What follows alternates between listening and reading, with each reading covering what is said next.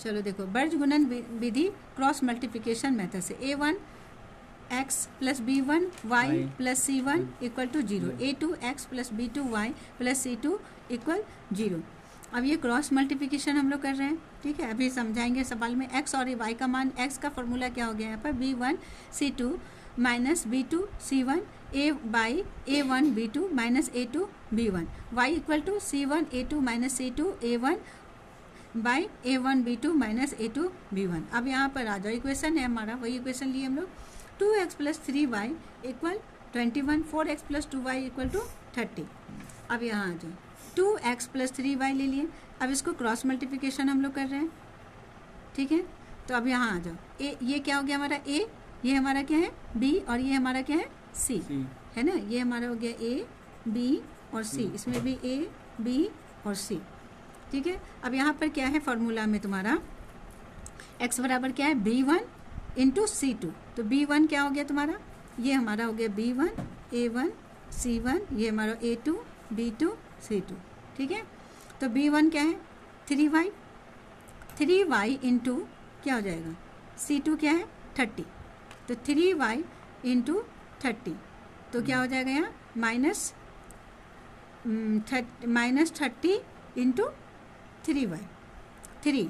अब आ जाओ, नेक्स्ट क्या है माइनस b2 और c2, b2 क्या है 2y और c1 क्या है 21, तो 21 इंटू माइनस 2y, ये इधर जाएगा ना, तो माइनस 2 होगा।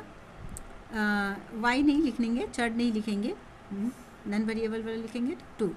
अब नीचे क्या है फॉर्मूला, a1 कितना है यहाँ 2, और b2 क्या है 2, है ना, b2 a1 भी 2 है ना, तो 2 इंटू 2 माइनस a2 क्या है 4, और b1 कितना है तुम्हारा b1 3, 4 इंटू 3। समझ रहे हैं क्या, नहीं समझ रहे हैं, ये फॉर्मूला है, इसे तुम्हें याद करना पड़ेगा, ठीक है। यहाँ पर क्या कोई याद नहीं करने का जरूरत है, यहाँ पर बस ये इक्वेशन लिखेंगे। तो ये हमारा a1 हो गया, b2 हो गया, ये हमारा c2 हो गया, और यहाँ पर ये बस क्रॉस मल्टीप्लिकेशन कर रहे हैं, कोई तो दिक्कत नहीं है, ठीक है। यहाँ पर क्या हो गया, ये हो गया यहाँ तक, अब समझो। अब यहाँ पर आ जाओ, 30 माइनस 30 इंटू 3 क्या हो गया माइनस 90, और यहाँ पर ये माइनस 21 इंटू माइनस 2, तो ये माइनस 42 हो जाएगा, तो माइनस प्लस 42 की है, यहाँ 2 2 जा 4, और यहाँ पर 4 3 जा 12, तो माइनस 12 है, ज़्यादा है माइनस 12, तो यहाँ पे हो गया माइनस 8, माइनस का यहाँ पर भी 90 ज़्यादा है, तो यहाँ पर माइनस 48 बाई माइनस 8, तो कितना आ गया 6। किसका मान आया हमारा, x का मान आया 6 आ गया।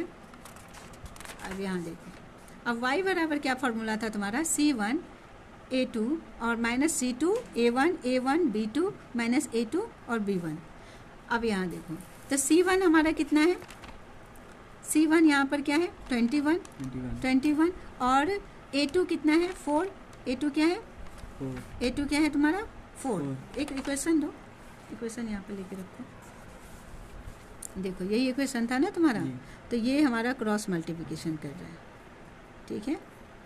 यहाँ ऐसे क्रॉस मल्टीप्लिकेशन हो गया, ये हमारा हो गया a1, ये हो गया b1, ये हो गया c1 a2 b2, और ये हमारा हो गया c2। क्लियर है। अब यहाँ फार्मूला क्या है तुम्हारा c1, तो c1 हमारा क्या है 21, और a2 कितना है, a2 है 4 किए। अब आ जाओ माइनस c2 कितना है तुम्हारा 30, और a1 क्या है 2 मल्टीप्लाई किए, माइनस तो होता है ना, इक्वेशन जब करते हैं चेंज करते हैं तो माइनस होगा उधर जाके। अब यहाँ पर आ जाओ, a1 हो गए दोनों, a1 कितना है तुम्हारा 2, और b2 कितना है 2 इंटू 2, ये तो सेम ही है, दोनों में x और y दोनों में ये सेम ही होता है। यहाँ पे ये a1 b2 minus a2 minus b1, और इसमें भी क्या है a1 b2 minus a2 b1। ये याद करना पड़ेगा, ऐसे 2 बार 3 बार बनाओगे 2-3 सवाल तब ये याद होगा, ऐसे नहीं याद होगा, है ना, रटना तो नहीं है, ऐसे सवाल बनेगा तो फिर याद होगा। यहाँ पर क्या हो जाएगा, यहाँ a2 कितना है तुम्हारा, a2 कितना है 4, और b1 कितना है 3, तो 4 इंटू 3। यहाँ पर आ गया 21 माइनस 21 इंटू 4 -84 और -30 इंटू 2 -60 और माइनस माइनस +60, यहाँ पे डायरेक्ट लिखें +60, यहाँ 2 2 जा 4 और -12 यानी -8। y बराबर क्या आ गया 24/8 -24/-8, माइनस माइनस कट गया, कितना आया 3, इसमें भी आ गया। जो भी मेथड से निकालेंगे उसमें सेम ही आना चाहिए, ठीक है।